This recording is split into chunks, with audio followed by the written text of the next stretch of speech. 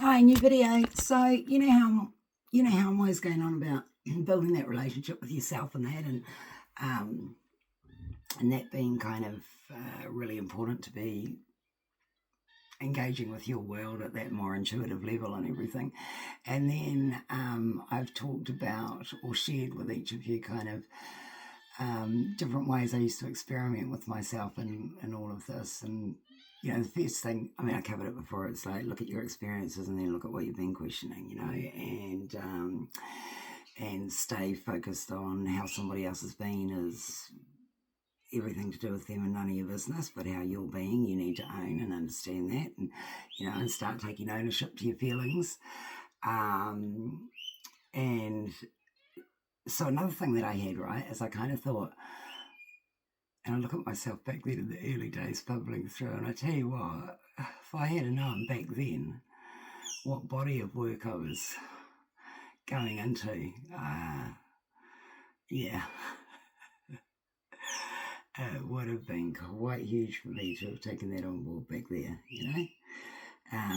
But back then I was just always in a figuring out process of how this works and everything, and that was always based on the experiences that I was having and what I was learning through them. And so I'm always going to share those experiences and how I came to know the information that I'm sharing with you here, because it's an information that kind of matches all of us, like we've all got an intuition, we're all having these spiritual experiences, we're all navigating our thoughts, our feelings, emotions, the self through our experiences, and it's kind of about focusing inward more and that becoming a part of that aspect of self becoming integrated and included into your experiences and things. And I think back then because I was experimenting with this all the time and my figuring out of it all, and I thought back then, wow, if thoughts create reality, and I'm the creator of my reality and everything's happening for me, not to me, then I'm going to decide to just say yes to everything, because if I've created it for me, then then I'm just going to start saying yes to it. So a friend would say to me, hey, do you want to go out on Saturday? Yeah. Yeah, like I wasn't second guessing anything or feeling like I had to tread with caution on anything. I was kind of just giving myself the freedom to embrace the reality and the truth that I'm the creator of it, and why would I create anything bad for myself then, and so I had decided that. I decided I'm going to become a yes person. That's what's going to happen.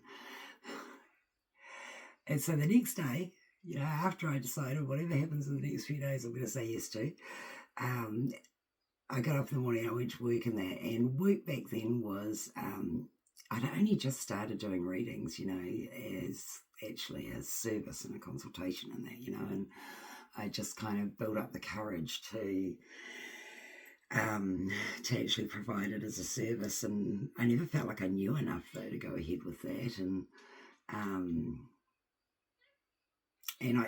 I mean, what I came to learn with this is you're not going to get to a point where you've learned it all and that, like that's just a continuation that carries on and on and on, and so, but in the beginning I was in a mad rush to learn it all and know as much as I could about it, because I kind of thought I'd get to a point where I'd be like, okay, now I've got it sorted.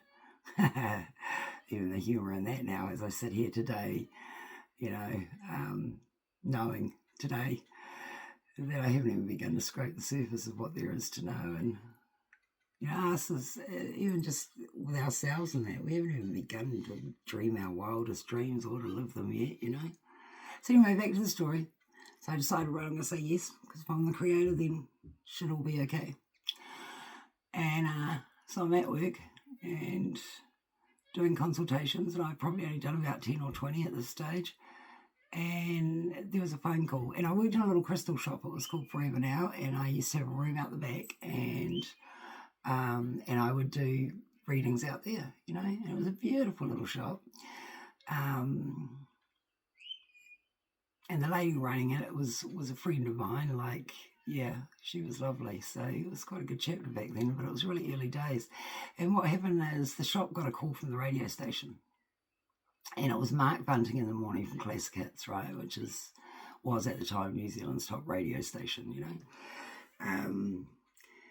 and so the manager of the shop from that came out to me and she says to me, "Oh, look, I've got a radio station on the phone and they want to know if you would be able to go and appear on their breakfast show and take some calls live on air because they're looking for a psychic." And so I was like, yep. Kind of laughing at the whole humour of it all, because I tell you what, I was in no way feeling prepared for anything like that back then, I didn't even know what I was doing back then still, And so I decided to say yes, so I said yes, regretting that decision. And, it's like I remember... So I ended up working on radio for like many, many years, appearing as a guest, as a guest on the breakfast shows and taking calls live on air. And man, I had some awesome experiences through radio and that, like the announcers the people there were so cool, I had many laughs and many experiences, and there were always perks, like I ended up doing things that I wouldn't have otherwise done, like I got tickets to comedy shows, tickets to the rugby, tickets to the Amazing Maze, where, just these fun things to do that I would never have gone along to. And even just when you're connected in with radio, like you're just so much more aware of what events are on and what there is to go and enjoy, just all of that. So, I worked on Classic Hits and I went in there just as a one-off thing, when you ring the shop and that. And then it ended up being a weekly kind of occurrence after that for, I don't know, it must have been nearly a couple of years or something with Classic Hits. And then, and Mark Bunting, he was so cool. Like everyone, I don't know, always made me feel welcome and always, they just made it easy, everyone. The radio was really cool. And I remember when I drove up to the radio station and that, that first time when I was sitting outside in my car and I was like, okay, so I'm going to go and jump live on air in front of, 80,000 listeners, because that's how many listeners Classic Hits have, to read minds and talk to dead people. Like, was this my life now? Like, just the whole bizarreness of it all, And I felt sick to the stomach. I thought I was going to throw up before I even went in the studio. Like, I was so nervous and felt so out of my depth. And I was kicking myself for that stupid decision to say yes to everything, all of that stuff. And anyway, that led to...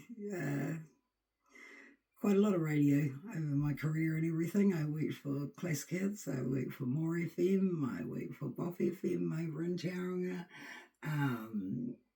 and loved the radio work and everything, and still to this day. I mean, only a couple of months ago I got a call from one of the announcers and that, wondering if they could give me a call because they were looking for a psychic on the show and if I could tap into these certain things and would I be able to do that for them? And I've always been like, yeah, no worries. And so still to this day, those announcers that I connected with back then, if they're ever, doing their radio show and they need a psychic, they remember me and come back to me and,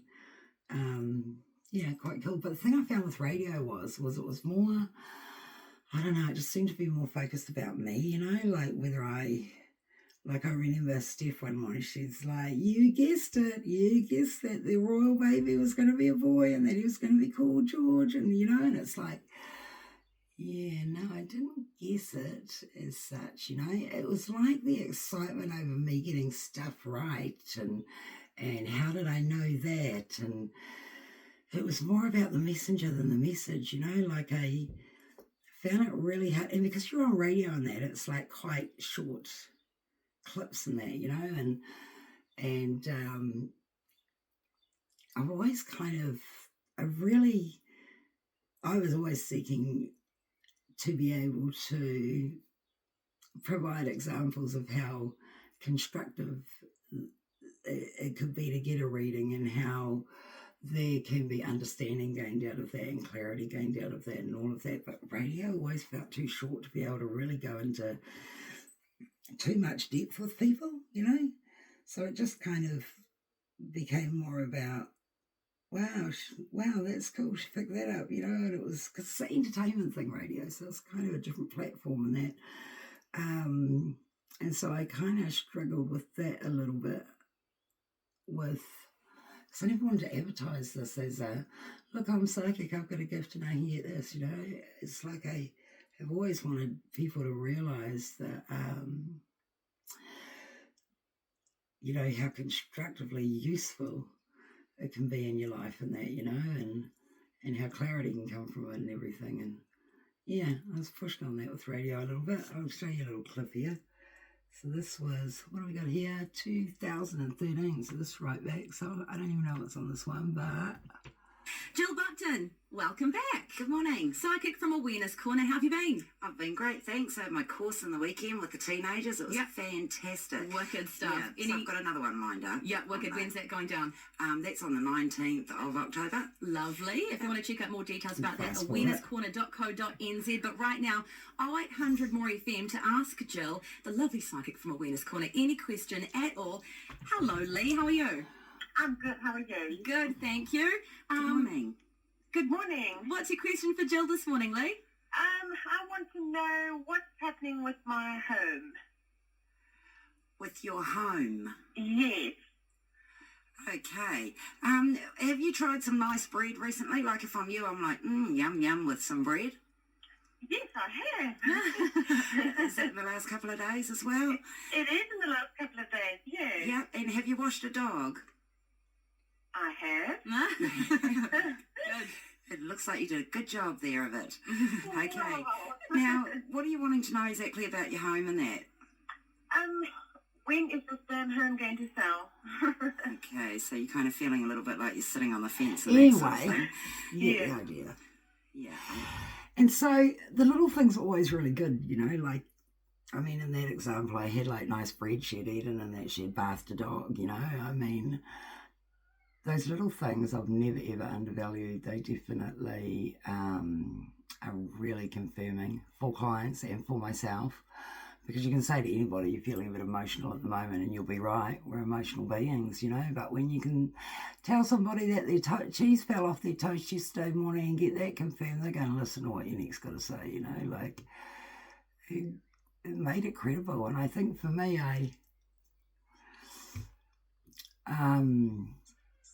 it was important for me, I think, in my learning and that, to have that confirmation as well, to be able to have more specific details with people and that. And but yeah, I just wanted to go back to the whole point of me making this clip, and that was, the way in which, because this whole series I'm doing at the moment, I'm going to put all these videos into a folder in that, because this is really kind of a series of videos that will give you some tips and ideas on how to engage with yourself more, and what ways, and different perspectives to offer up in your life and everything. And that's really what I want this collection of videos to be focused on, is your own self-awareness and that, and so, just the way in which I experimented with myself back then, like, oh, well, if I'm creating my own reality and everything's happening for me, not to me, then I'm just going to say yes to everything. Like, experiment with yourself a little bit, and even like, like I can sit in a room of people and then I'll be talking away and that, and I haven't got intention for this or anything. I'm just there, and then I'm just consciously remembering that this aspect of me is going on. Actually, I'm not even doing that. I'm just sitting there and having conversations with people that are there and that. And then a part of me is like, I wonder if that person's up to anything this weekend. And then I just sit back. And then in a matter of minutes, a quarter of an hour at the most, that person I'll overhear them talking to their friend, and they'll be like, oh yeah, well, we're going to go up to Auckland this weekend, and we're going to, and it's like, there's the answer. So even though you've got your normal reality going on when you're in the room, you're talking about people and that, it's like, kind of include yourself there and experiment with your thoughts and your questioning, you know, like that bit's going on as well. So it's not this thing that I go off and do. Like I'm going to go off and meditate and be connected when I go and do that. Like it's some ability or something I'm doing, you know. And more began to become quite integrated, you know, into all my experiences, you know, where it wasn't just a physical layer playing out of things. There was this non-physical layer that I was conscious of as well in all my experiences and that, you know. So really experiencing a whole new layer to myself than I had previously in that, you know. And I tell you what, we sit there in life sometimes, we're like, there's got to be more to life than this. Well, there is, and it's you, you know. You're the more to life. Yeah, I mean, I sat there sometimes and I thought, man, before all this, like, what did I even think about before all this? What did I used to even, I couldn't even, like, what was I thinking about Mary down the road and whether she was, I don't know, what I used to think about before all of this. But, yeah, this became quite embraced, you know, embracing the you. And it's so funny now because I go back into a lot of those earlier experiences and I've really learned not to take myself too seriously, you know, and to be able to laugh at myself and to be able to have kind of compassion for the innocence I was in all of it back then, you know. Like I look back to, you know, when I was in the beginning of all of this and what I was trying and learning and figuring out and all of that. It's like I just reflect back from where I'm at now and go, oh, bless my little cotton socks, you know. Like I have this, oh, with the innocence of me in it all back then, you know. Yeah.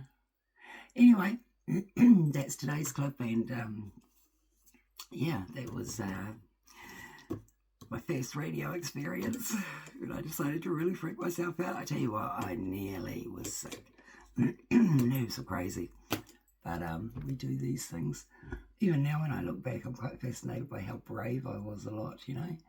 I don't even know if I could be that brave today with some of the stuff I did back then, you know.